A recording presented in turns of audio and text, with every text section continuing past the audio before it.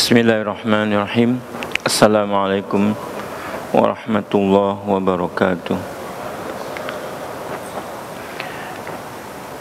Alhamdulillahirabbil alamin. Wassalatu wassalamu ala asyrafil anbiya wal mursalin wa ala alihi wa sahbihi ajma'in. Asyhadu an la ilaha illallah wahdahu la syarikalah wa asyhadu anna Muhammadan abduhu wa rasuluhu la nabiyya ba'da. Allahumma salli wa sallim wa barik ala nabiyyina Muhammad wa ala alihi wa sahbihi wa man tabi'ahu bi ihsan ila yaumiddin. Allahumma la sahla illa ma ja'altahu sahla wa anta taj'alul hasna idza syi'ta sahla.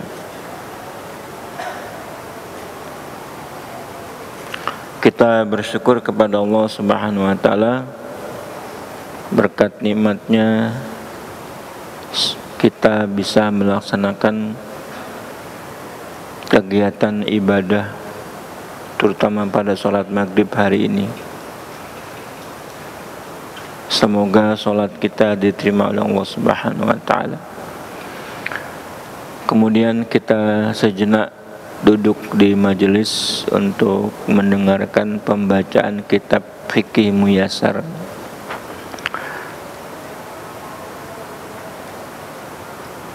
Kemudian salawat serta salam senantiasa tercurah buat baginda Nabi kita Muhammad SAW, kepada keluarganya, kepada para sahabatnya, kepada para tabi'in, dan siapa saja yang mengikuti beliau dengan baik sampai hari kiamat. Kita masih bicara tata cara mengusap khufain. Kita masuk pada sifat dan tata cara mengusap dua khuf. Maksudnya sepatu atau lebih dikenal khuf pada zaman dulu. Khuf, sepatu yang menutup mata kaki. Sebagaimana kita sudah jelaskan, sifat dan cara mengusap dua sepatu itu adalah bagian khuf yang disyariatkan untuk diusap adalah punggung khuf. Bukan bagian bawah, tapi bagian punggung. Dan yang wajib dalam hal mengusap ini adalah segala sesuatu yang dicakup pada nama mengusap. Jadi tidak bawa air, cukup tangan kita basahin, kemudian kita usap bagian punggung. Nah, begitu. Terus cuma sekali, bukan 3 kali sebagaimana kebiasaan wudu. Begitu yang diajarkan oleh Nabi dari hadis Mughirah bin Syu'bah. Beliau berkata, ra'aitu Rasulullah sallallahu alaihi wasallam yamsau 'alal khuffain ala dhahirima. Aku melihat Rasulullah SAW mengusap kedua khufnya, kedua sepatunya, yaitu bagian atas khufnya, bagian punggungnya. Hadis riwayat Imam Tirmidzi, disahihkan oleh Albani dalam Sahih Sunan Tirmidzi.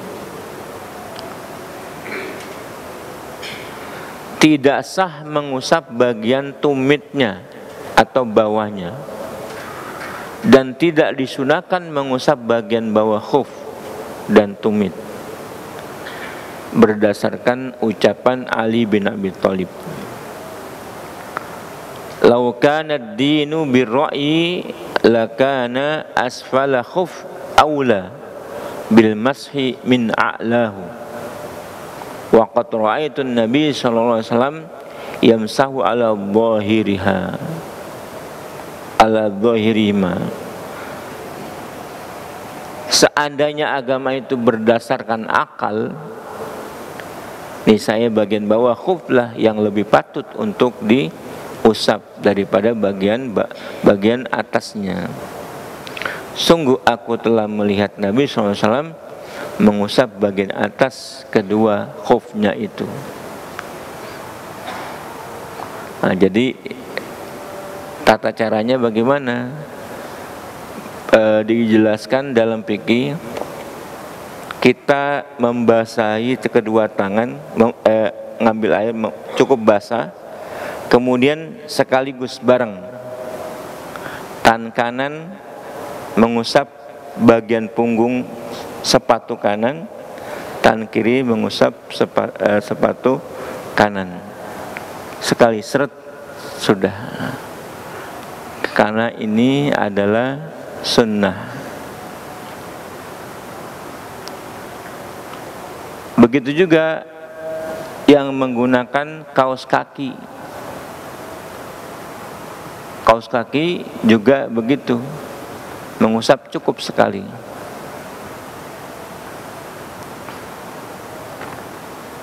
Misalnya kita berwudu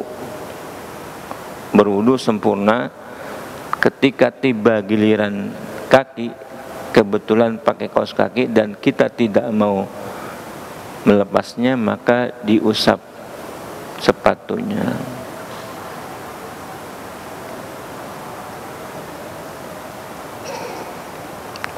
Ya, jadi cukup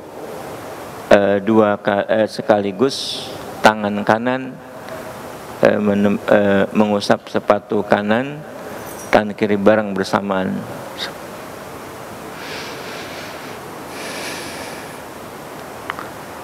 Kemudian yang keempat, jangka waktu mengusap. Dibolehkannya mengusap berapa lama?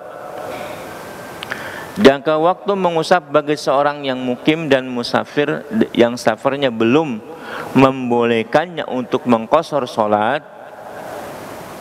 adalah 1 hari 1 malam. Nah, berapa jarak mengqashar sholat? Kalau mengambil pendapat imam-imam tentu berbeda-beda.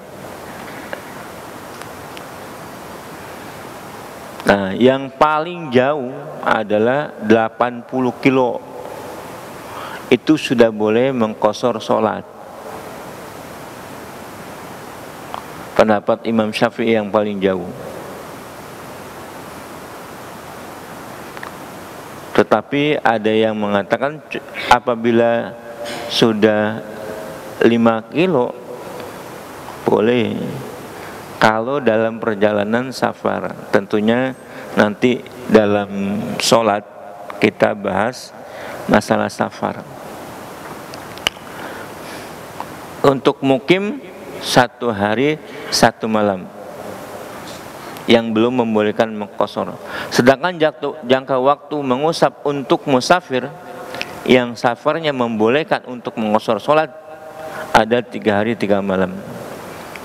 Kita sudah sampaikan ini berdasarkan hadis Ali bin Abi Thalib.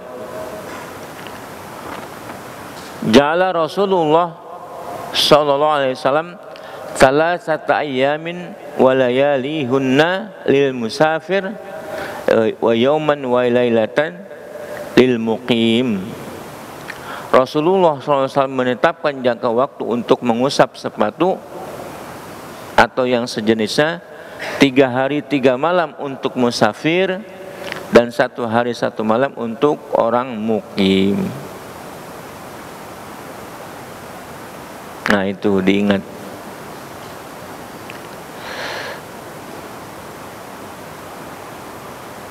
Terus pembatalnya mengusap khufain. Mengusap sepatu batal dengan sebab-sebab sebagai berikut. bila terjadi sesuatu yang mewajibkan mandi, maka mengusap sepatu menjadi batal. Misalnya ya, 1 hari 1 malam dari, misalnya kita mengambil pendapat setelah sholat subuh kita mengusap sampai besoknya lagi. Nah, kemudian orang bersangkutan ini junub, entah karena mimpi, karena apa, junubnya waktu zuhur atau waktu maghrib, maka keharusan mengusap sepatu otomatis batal karena harus mandi. Ya. Jadi sesuatu yang mewajibkan mandi, radhiyallahu anhu berkata, kana Nabi sallallahu alaihi wasallam ya'muruna idza kunna safaran an nanzi'a khifafana 3 ayyam wa layaliyahunna illa min janabah. Adalah Nabi SAW biasa memerintahkan kami bila kami musafir agar tidak melepaskan khuf kami selama 3 hari 3 malam kecuali karena junub. Ya. Hadis riwayat Imam Ahmad, Nasa'i, Tirmidzi, dan kemudian dihasankan oleh Albani. Kalau junub sekalipun belum berakhir waktunya, udah batal itu, batal mengusap.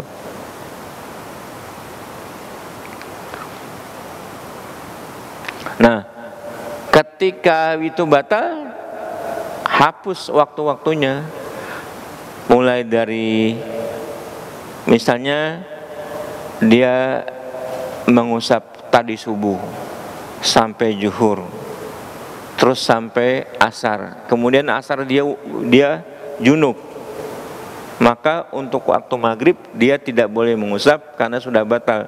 Hitungannya bagaimana? Kalau dia mengusap setelah mandi junub, hitungannya 1 hari 1 malam buat mukim, 3 hari 3 malam buat musafir. Yang batal itu tidak dihitung waktu-waktunya, mulai dari awal lagi. Yang kedua, sebab yang kedua, bila bagian yang wajib tertutup dengan khuf terbuka, misalnya kaos kaki ternyata robek, terbuka, yang harusnya ditutup. Yang ditutup bagaimana? Kaki sampai mata kaki itu bagian yang harus tertutup. Nah, kemudian di dasarnya kaos kaki terbuka,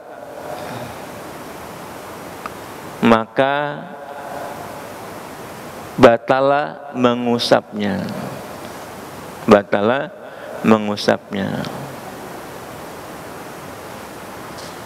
Mungkin tadinya kaos kakinya itu utuh, tidak robek, tapi karena sesuatu hal jadi robek, otomatis batal mengusapnya. Maksudnya batal, dia mesti wudu sempurna dengan mencuci kedua kaki, dilepas sepatunya atau kaos kakinya.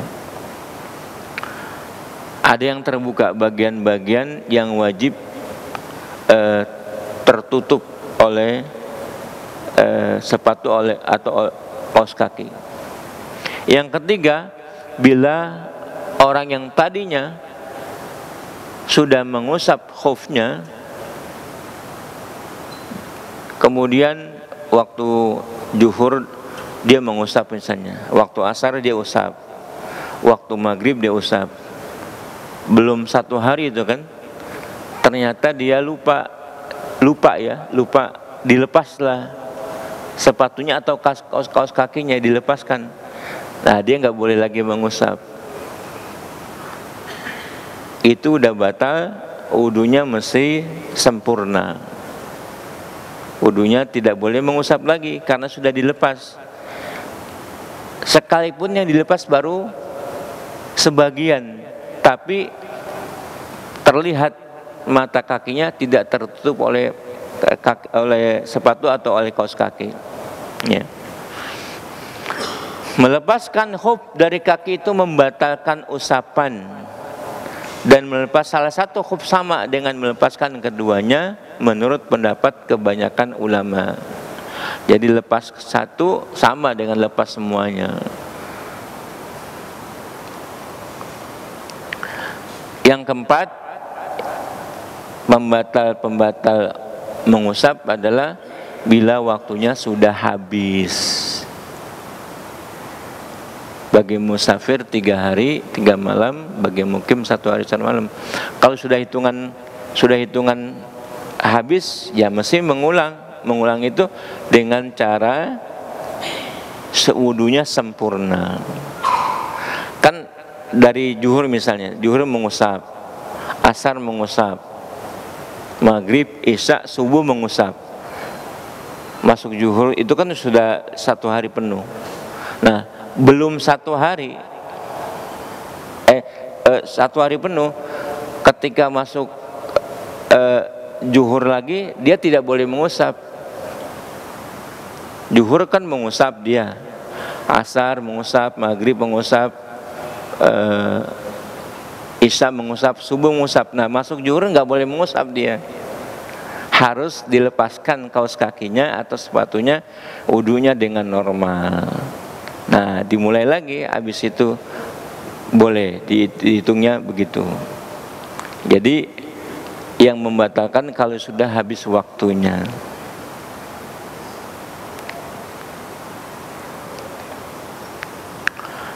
Kemudian hitungan usapan itu kapan? Ada 2 pendapat ulama ini. Yang pertama, masa mengusap berawal dari hadas setelah memakai khuf. Misalnya seseorang berwudu untuk sholat subuh, dia memakai 2 khuf. Sholat subuh dia berwudu dengan mengusap 2 khuf. Ya. Caranya kan kita sudah tahu, mestinya khufnya dipakai dalam keadaan suci, dalam keadaan berwudu. Oke. Orang ini subuhnya mengusap khuf. Kemudian pagi-pagi dia berhadas, namun belum berwudu. Berhadas, ya. Apakah BAB atau BAK? Kemudian dia berwudu sebelum sholat duhur. Maka permulaan mengusap adalah semenjak matahari terbit, yaitu saat dia hadas. Itu hitungannya menurut satu pendapat. Hitungannya mulai dari hadas. Ya. Kan hadasan tadi terbit matahari. Subuhnya dia mengusap, kemudian dia berhadas. Ketika zuhur dia mengusap boleh, tapi dihitungnya itu dari waktu berhadas. Pendapat pertama. Pendapat kedua, sebagian ulama berpendapat dia mulai dihitungnya mulai waktu zuhur, semenjak dia mengusap sesudah hadas. Tadi mulai ngitungnya mulai dari hadas, yang kedua mulai dari mengusap setelah hadas. Nah, pendapat yang lebih banyak itu pendapat yang mengatakan kapan mulai mengusapnya, bukan berhadasnya. Sebab kalau dimulai dari hadas, misalnya orang pakai kaos kaki sehabis sisa, wudunya sempurna, pakai kaos kaki, lama sekali kan tidur, subuh dia ingin tidak lepas kaos kaki, maka dia boleh mengusap. Nah, ketentuannya kalau dihitungnya dari hadas, padahal dalam masa tidur itu tidak terhitung bagian untuk mengusap, karena tidak berwudu. Berwudunya untuk subuh. Nah, kalau yang kedua pendapatnya dihitung mulai dari menjelang subuh. Jadi berbeda ya, waktu hadas atau waktu mengusap itu berbeda. Nah, pendapat yang lebih banyak pendapat yang kedua, yang mengatakan dihitung mulai dari waktu mengusap.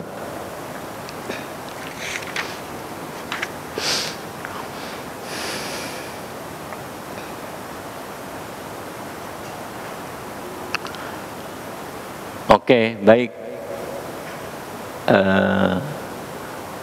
Sekarang tambahan masih dalam mengusap. Bagaimana wanita yang memakai kerudung, boleh nggak diusap?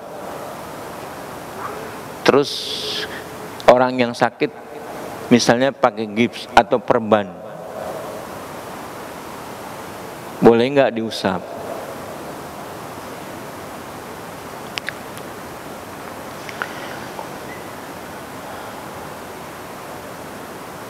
Jabiroh atau gips yang diikatkan pada anggota badan yang patah agar kembali menempel dan bersatu seperti sedia kala, itu fungsi gips. Nah, gips itu bagian atasnya boleh diusap kalau dia digunakan gips pada bagian-bagian, misalnya pakai tangan sini pakai gips, boleh nggak gipsnya diusap saja? Boleh gipsnya diusap, boleh juga plester diusap, atau perban pada luka yang dialami oleh seseorang. Semuanya itu diusap di atasnya dengan syarat itu hanya sebatas kebutuhan.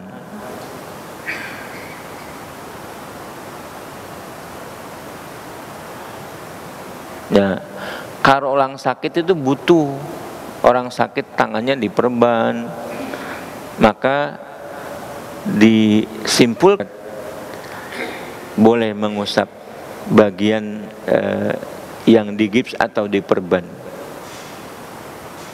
Nah, batas waktu ada nggak? Tidak ada batas waktu, selagi ada keperluan darurat karena kita butuhkan, maka jabiro ini atau perban atau gips ini boleh diusap kapan saja, tidak mengacu kepada mengusap dua mata kaki. Karena mengusap dua sepatu itu tidak ada darurat, boleh saja kita menggunakan mengusap sepatu, bukan karena darurat. Tapi kalau gips atau perban karena darurat, maka yang demikian kata para ulama, mengusap sorban atau gips itu dalam keadaan darurat, dan dalam keadaan darurat biasanya Islam memberikan keringanan.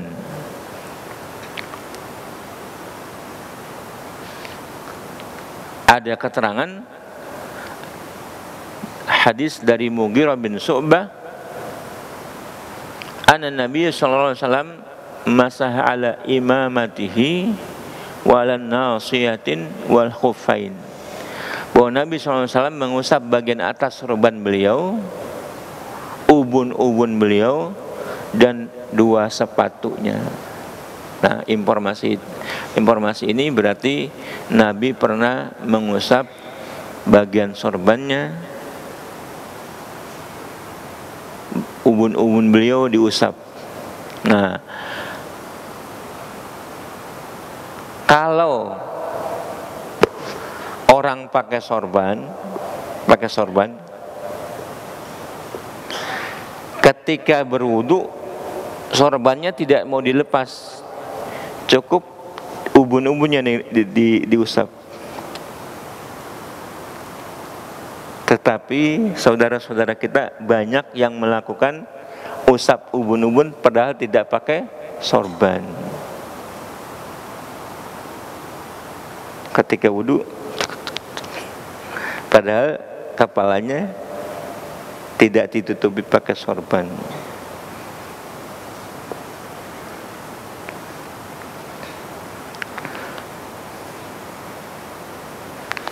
Begitu juga hadis anna Rasulullah SAW masaha alal khuffain wal qimar, bahwa Rasulullah SAW mengusap bagian atas sepatunya dan penutup kepalanya atau sorban atau imamah. Nah, kalau imamnya cukup diusap imamahnya sebagaimana mengusap kepala, cukup sekali.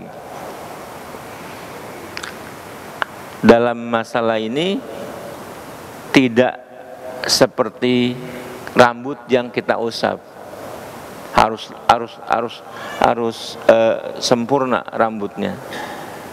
Tapi kalau sorban cukup bagian sorbannya, bagian atasnya. Nah, mengusap sorban atau gif atau yang lainnya tidak dibatasi oleh waktu tertentu. Akan tetapi seseorang yang menempuh jalan kehati-hatian lalu tidak mengusapnya kecuali memakainya dalam keadaan suci sebagaimana diterapkan dalam mengusap khuf. Bagaimana tentang kerudung wanita? Adapun kerudung kepala yang dikenakan oleh para wanita yang digunakan untuk menutup kepalanya, maka yang lebih utama adalah tidak mengusapnya, kecuali bila ada kesulitan melepasnya atau karena ada yang sakit kepalanya atau semisal dengannya.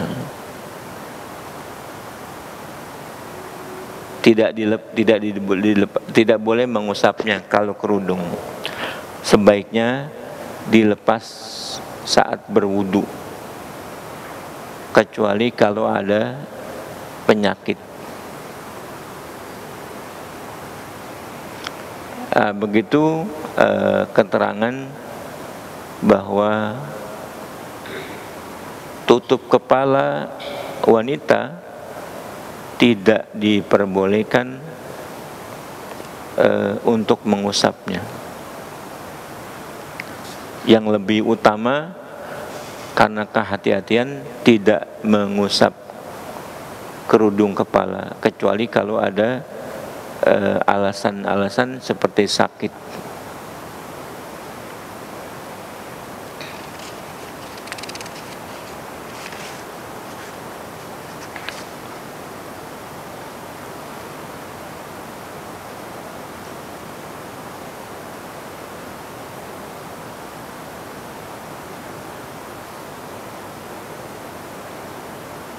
Nah, kalau seandainya seseorang rambutnya diwarnai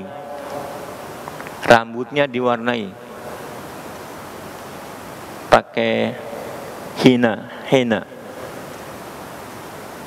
semacam buat menyemir kepala pakai henna, warnanya bisa coklat, kemerah-merahan, boleh enggak tidak melepaskan sorban atau kerudung supaya rambutnya, catnya henna itu tidak luntur? Nah, kata para ulama, seandainya kepala dilumuri dengan henna, obat untuk pewarna rambut atau yang semisalnya, maka boleh mengusap dengan adanya hina tersebut.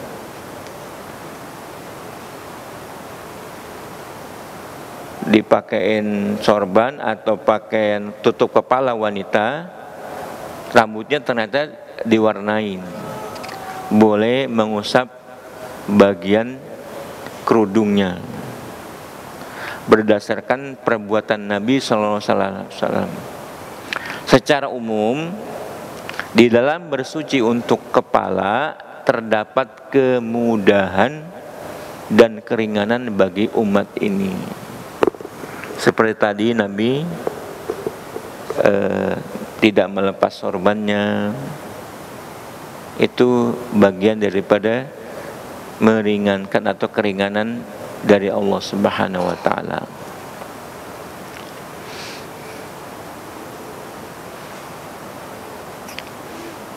Ya.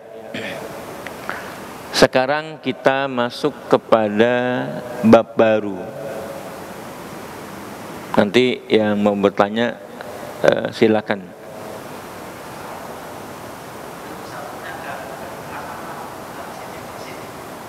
Dari bawah ke atas. Ya. Ada yang lagi bertanya? Sekaligus ya, bareng ya. Nah, begitu.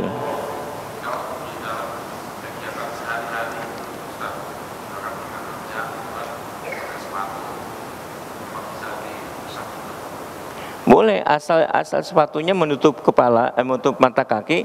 Ketika digunakan kita dalam berwudu, suci dulu, kita suci wudu normal, terus kita kenakan sepatu.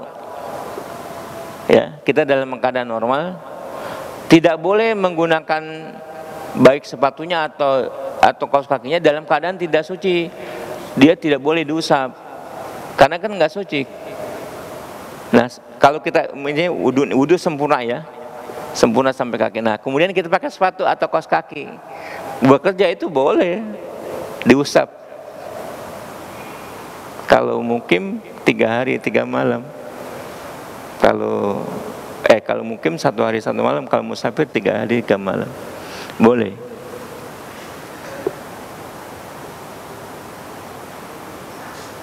Silakan.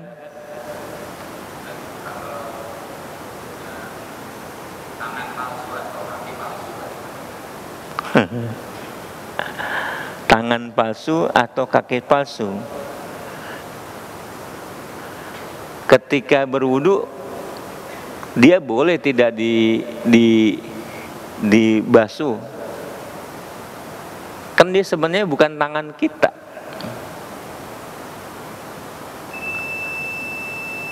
Oh ya, adzan dulu.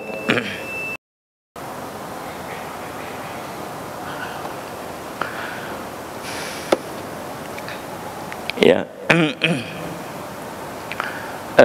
Pertanyaan, bagaimana kaki atau tangan yang palsu atau anggota yang wajib kena di wudu, bagaimana kalau dia diganti dengan yang palsu? Sebenarnya ulama merinci, kalau sholatnya misalnya dipakai aktivitas, ketika sholat dilepas semua yang palsu. Misalnya kaki palsu, ketika sholat nggak pakai kaki palsu. Itu berbeda dengan dia sholat menggunakan kaki palsu atau tangan palsu.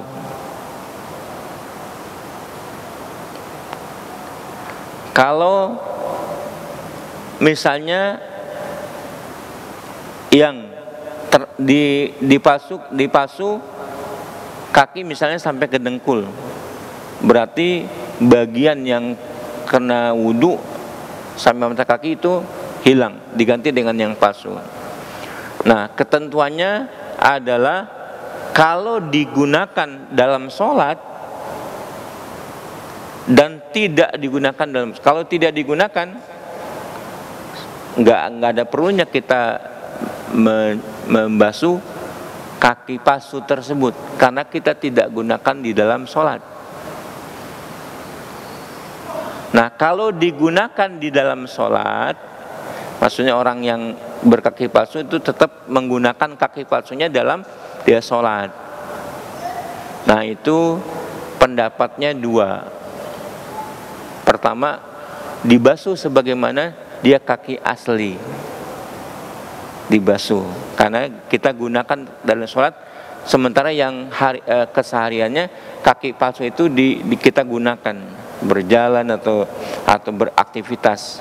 Maka untuk sholat, kalau digunakan dalam sholat, mestinya dia juga dibasuh sebagaimana kaki normal.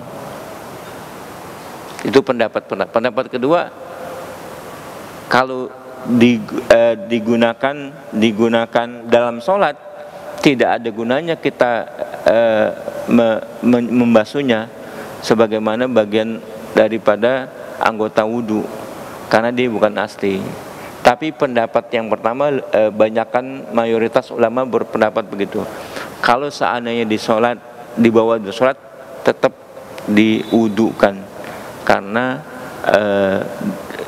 kaki palsu itu menggantikan kaki yang tidak yang asli, menggantikan kaki yang asli. Karena di bawah sholat, maka tetap diwudukan. Ya, begitu jawaban ulama.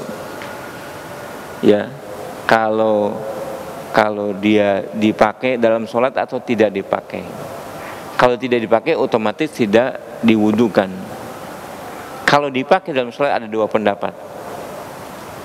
Pendapat yang mengatakan diwudukan, karena Allah memerintahkan, ya ayyuhallazina amanu idza qumtum ila sholati faghsilu wujuhakum wa aydiyakum ilal marafiq wamsahu bi urusikum wa arjulakum ilal ka'bain. Yang namanya wa arjulakum, kaki kamu, nah kaki kamu, bukan kaki palsu kamu. Nah, itu ada yang menafsirkan kalau dibawa dalam sholat, apakah kaki itu dikenakan wudhu atau tidak. Nah, itu ada dua pendapat tadi.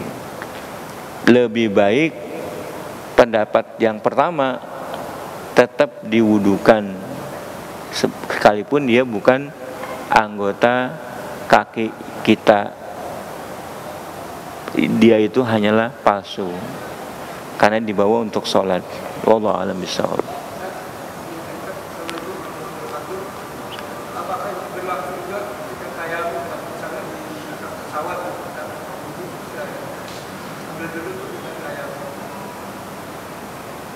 Iya, untuk mengirit air, memang kalau di dalam pesawat berwudu kan, supaya kita pakai kaos kaki. Saya sering menginstruksikan kepada jamaah umroh itu, karena jamaah umroh ada yang tidak mau bertayamum, karena kita bisa berwudu sekalipun dilarang oleh pesawat ya. Kalau saya sih wudu aja. Nah, untuk ngiritnya sekali saja. Giliran kaki kita usap, kan nggak menghabiskan air banyak itu. Paling 1 gelas aqua itu bisa. Makanya kalau pergi umroh atau haji atau naik pesawat deh, yang kemana saja, kita usahakan pakai kaos kaki atau sepatu yang menutupi mata kaki, supaya ketika wudhu kita nggak menghabiskan air, nggak banyak air digunakan. Nah, tapi kaos kaki itu dipakai dalam keadaan suci. Ya, nah, nanti kalau kita dibatal kan mesti berwudu ketika sholat. Nah, kita boleh mengusap dua sepatu itu, boleh. Apa?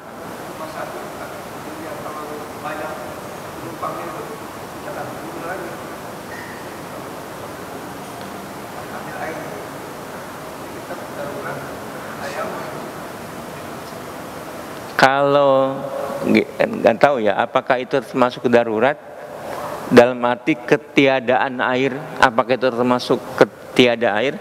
Nyatanya airnya ada di dalam toilet. Toiletnya kan banyak di pesawat itu. Sebagian besar pada bertayamum. Kalau orang yang mengatakan ini saya berprinsip ini nggak sah nih tayamum, karena tayamum itu boleh tayamum ketika tidak ada air. Walam tajidu ma'a, ketika kamu tidak mendapatkan air, fatayammamu. Nah, orang yang berpendapat begitu, selagi masih ada air nggak boleh bertayamum, kecuali kalau sakit, ya. Nah, prinsipnya begitu. Nah, penyataannya ini ada air banyak, airnya banyak itu. Orang memilih tayamum dengan batu, dengan debunya udah dibungkus lagi dari rumah. Bahkan ada debu yang dijual, debunya padat, diusap-usap. Waduh, ini atau pakai air spray, semprot. Nah, itu banyak inovasi, belum tentu benar. Karena spray itu kan nggak membasuh, nggak mengalirkan air. Apakah wudhu begitu? Tidak sah. Menurut pendapat yang kuat, kalau tidak ada air baru boleh berwudhu. Nyatanya air ada, gitu. Allah a'lam bishawab.